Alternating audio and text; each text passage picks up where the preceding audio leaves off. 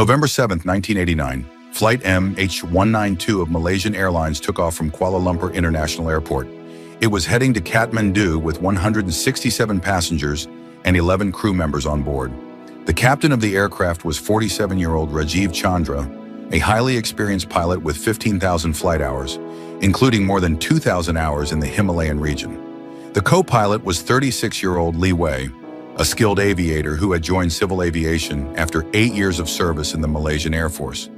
That day, one of the strongest storms of the decade was raging over the Himalayas. Meteorologists recorded wind gusts up to 75 miles per hour and a sharp drop in pressure. The air temperature at an altitude of 23,000 feet was a brutal minus 72 degrees Fahrenheit. Despite the extremely difficult weather conditions, Flight MH192 was cleared for takeoff, as forecasts predicted that the weather would improve by the time the plane reached the Himalayas.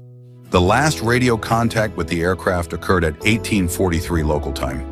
Captain Chandra reported entering an area of turbulence and requested permission to change altitude. Control, this is MH192, entering severe turbulence. Requesting descent to 25,000, the transmission was cut off mid-sentence. The plane disappeared from radar as if it had vanished into thin air between the mountain peaks. A search operation began immediately, but it was made difficult by the terrible weather. 8 helicopters and 12 ground teams combed the presumed crash area for 3 weeks. The search yielded no results. In one of the most remote parts of the Himalayas, where the peaks rise above 23,000 feet, the plane seemed to have disappeared completely. After a month, the authorities of Nepal officially ended the search operation, declaring all passengers and crew members dead.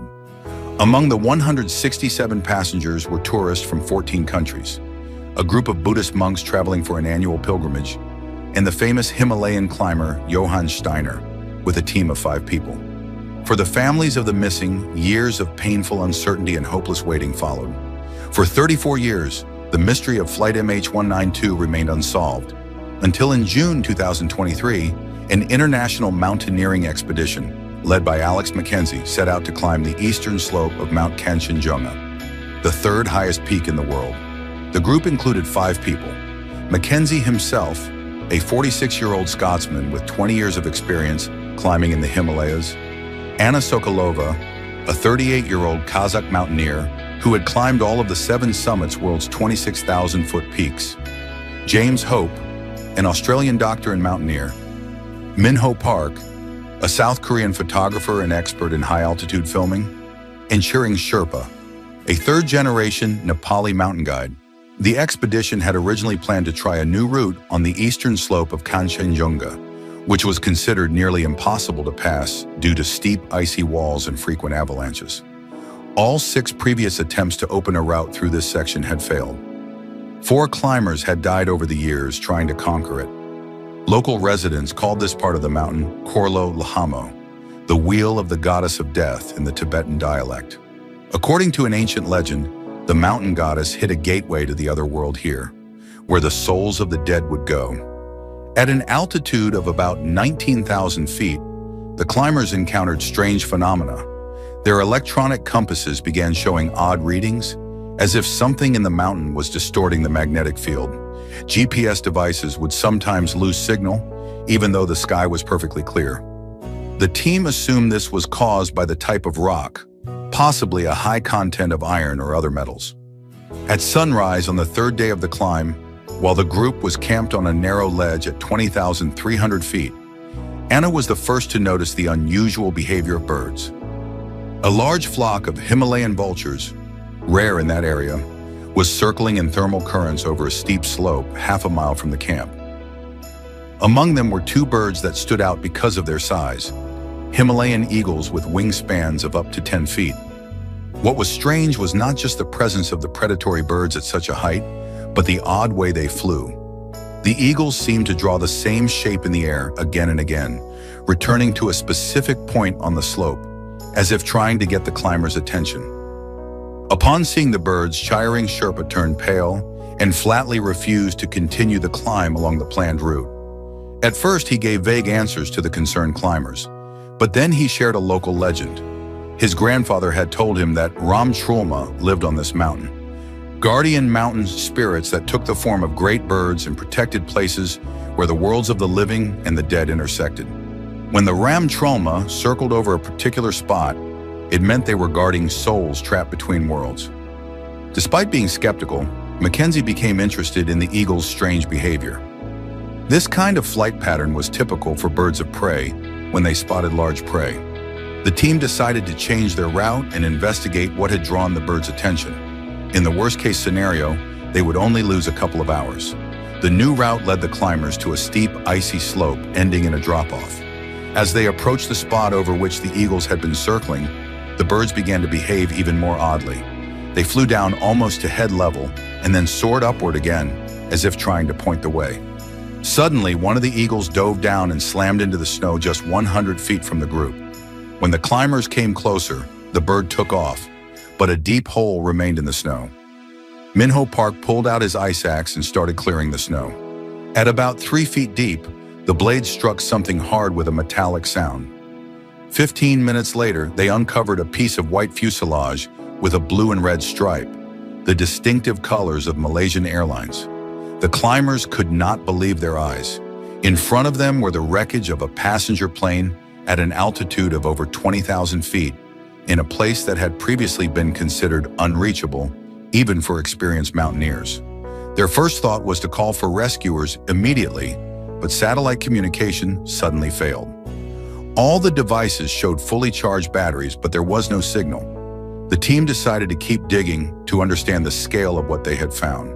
For the next 4 hours, the group worked on clearing the snow around the discovered part of the fuselage.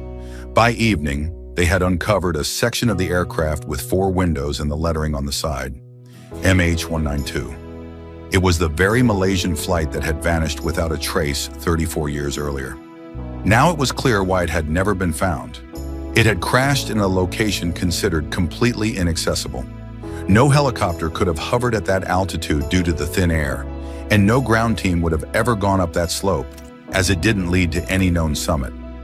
The next morning, after a tense night spent beside the wreckage, the climbers continued their excavation. By noon, they discovered a break in the fuselage, wide enough for a person to crawl inside. Alex Mackenzie and Anna Sokolova, as the most experienced in the group, decided to go in while the others kept clearing snow outside. Inside the aircraft, it felt as if time had stopped. Oxygen masks hung from the ceiling, half-covered cups still sat on tray tables. A copy of Time magazine lay open in the aisle, featuring a photo of the Berlin Wall on the cover, just days before it fell. The climbers moved cautiously, afraid to disturb the fragile balance of the wreckage.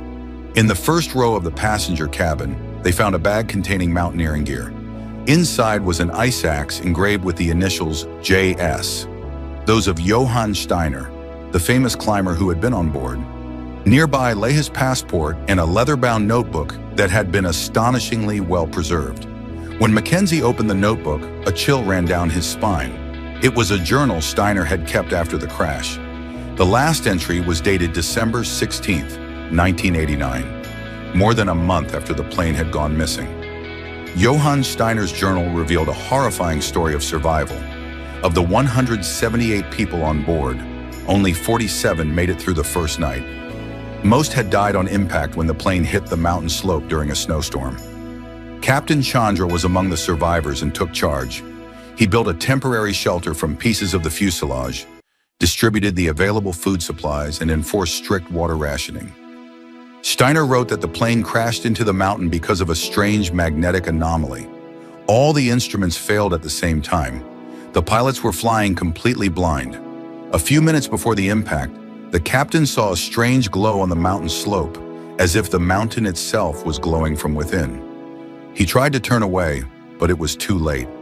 The following entries described a fight for survival in extreme conditions.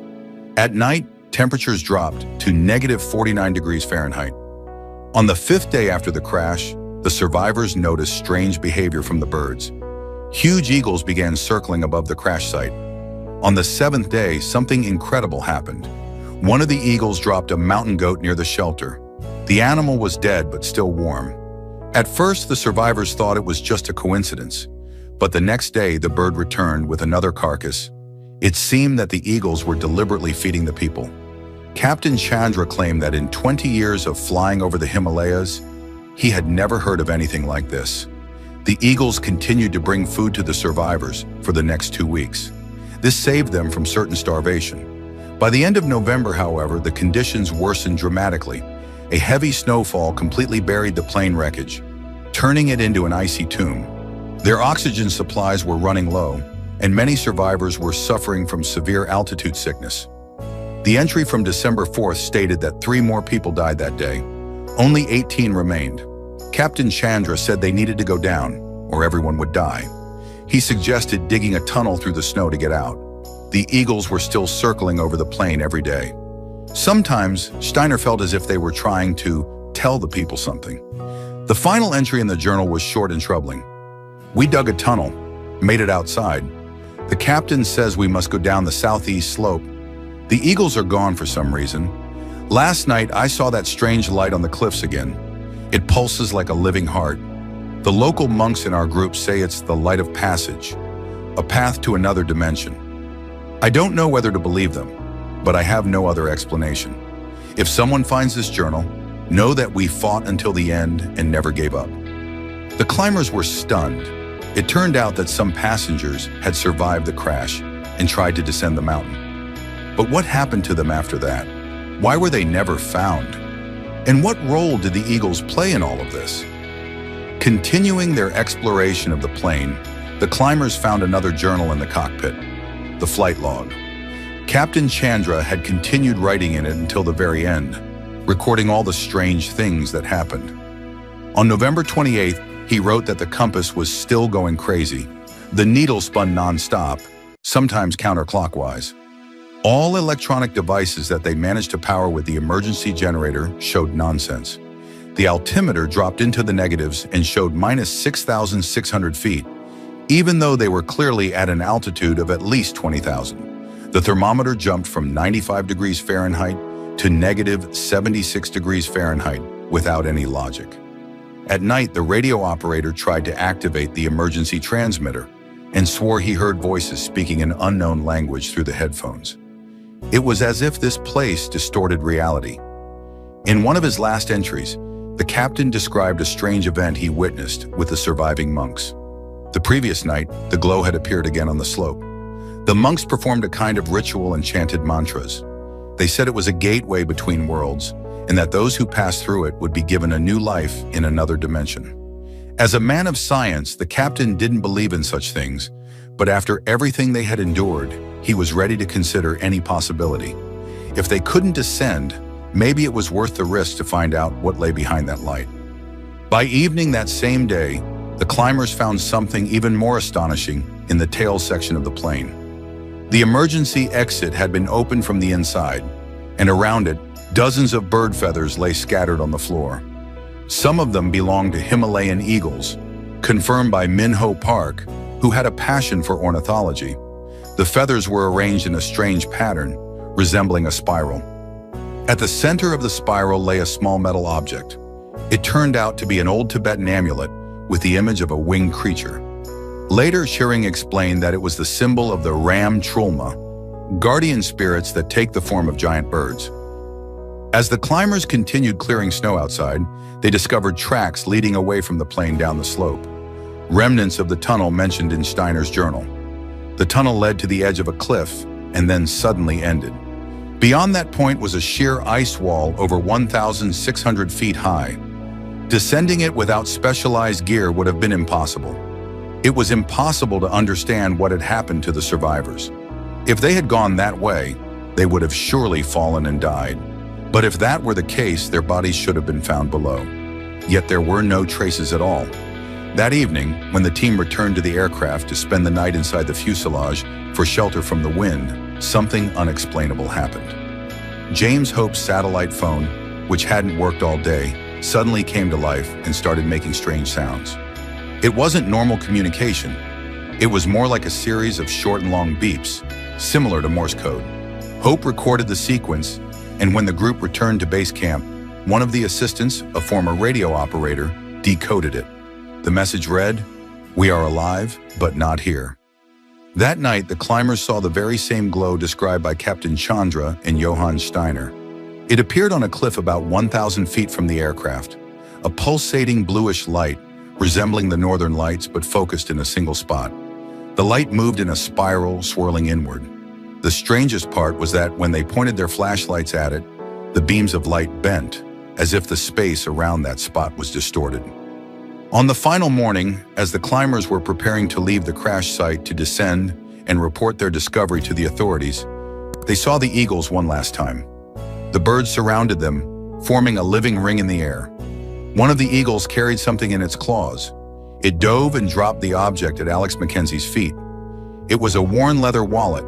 Inside was the ID card of Captain Rajiv Chandra and a photograph of his family. On the back of the photo was a handwritten note: "Pass through the light. New life. Do not search for us here." The date on the note was December 17, 1989, the day after the final entry in Steiner's journal. 3 days later, the climbers reached base camp and contacted the Nepalese authorities. Within a month, a large-scale expedition was organized to the crash site, involving rescuers, researchers, and representatives of Malaysian Airlines. They confirmed all of Mackenzie's team's findings, but were unable to make further progress in solving the mystery of the missing survivors. The strangeness continued even during the official expedition. All electronic equipment malfunctioned near the aircraft. Compasses gave random readings. GPS devices showed locations with errors of several miles. Meteorologists recorded an unusually high level of electromagnetic radiation around the crash site, but couldn't explain its source. Geologists discovered that the rock beneath the plane contained an unusually high concentration of rare earth metals, including gadolinium and neodymium, both known for their strong magnetic properties. However, these anomalies didn't explain the glowing phenomenon or the bizarre behavior of the eagles. The black box, found among the wreckage, revealed that shortly before the crash, the aircraft entered an area of intense electromagnetic disturbance. All instruments failed simultaneously, and communication was lost. The last words of the captain, recorded by the flight data recorder, were, "What is that light? It's right in front of us. Pull the yoke. The recording cut off mid-sentence. Local residents from the nearby village of Khumbu told investigators that Mount Kanchenjunga had always been considered sacred and dangerous in their folklore. According to legend, on its eastern slope there exists a door between worlds, guarded by spirit protectors in the form of giant birds. Those who find this door at the moment it opens may cross into another dimension, where there is no suffering or death. Even more surprisingly, the village elders claim that about a month after the plane's disappearance, strange people began appearing in nearby villages. Not exactly locals, but not complete outsiders either. They spoke Nepali with a strong accent, had unusual appearances, and possessed strange knowledge. These people lived in the villages for several weeks and then disappeared, saying they were setting off on a long journey to the east. DNA analysis of the feathers found inside the plane revealed astonishing results. While most of them belonged to Himalayan eagles, some samples contained genetic markers that did not match any known bird species. Scientists suggested that this could be a previously unknown population of predatory birds, adapted to life at extreme altitudes. The most remarkable discovery was found among Captain Chandra's personal belongings. In the pocket of his uniform jacket, a neatly folded sheet of paper was found with a detailed drawing of a spiral-shaped portal and complex mathematical calculations describing its properties. Physicists who examined the notes were stunned. The equations outlined a theoretical model of a space-time tunnel, or wormhole, using the language of modern quantum physics. These kinds of concepts only began to be actively developed by scientists in the 2010s, 20 years after the crash. The mystery of Flight MH192 remains unsolved to this day. The official investigation concluded that the plane crashed due to a combination of extreme weather conditions and a failure of navigation systems caused by a natural geomagnetic anomaly. The fate of the survivors who left the aircraft on December 16, 1989, is still unknown. No bodies were ever found, neither on the mountain slopes nor beneath the cliff where the snow tunnel led. Alex Mackenzie and his team gained international recognition after their discovery. They continued to investigate the mystery of Flight MH192, collecting testimonies and studying archives. Mackenzie visited the families of several passengers, including the widow of Captain Chandra. She revealed that a week before his final flight, her husband had told her about a strange dream. He dreamed that he was flying through a tunnel of bright light, accompanied on either side by giant birds with human eyes. At the end of the tunnel, he saw another world, beautiful and peaceful.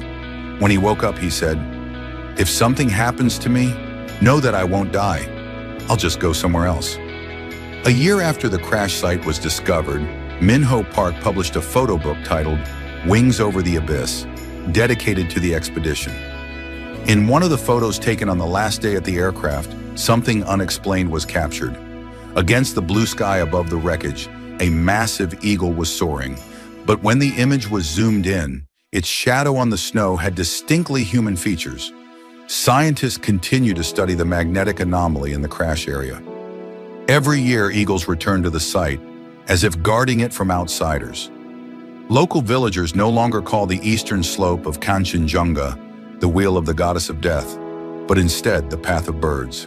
They say that on clear days, strange shimmering lights can be seen from the summit, as if a door between worlds is opening. In villages at the foot of Kanchenjunga, there are stories of wanderers who appear every few years as if from nowhere. They don't speak about their past, but they can predict the weather with astonishing accuracy and possess remarkable knowledge about the mountains. People often notice unusual amulets in their hands, metal spirals resembling the one found by the climbers inside the plane. Recently, Alex Mackenzie received a strange package with no return address. Inside was a small silver pendant in the shape of an eagle with outstretched wings. On the back, a single phrase was engraved: "The path is open to those who believe." Find us at sunrise. Captain Chandra's widow claims that she has seen her husband in her dreams several times over the years. He always says the same thing: "I'm alive, but not here.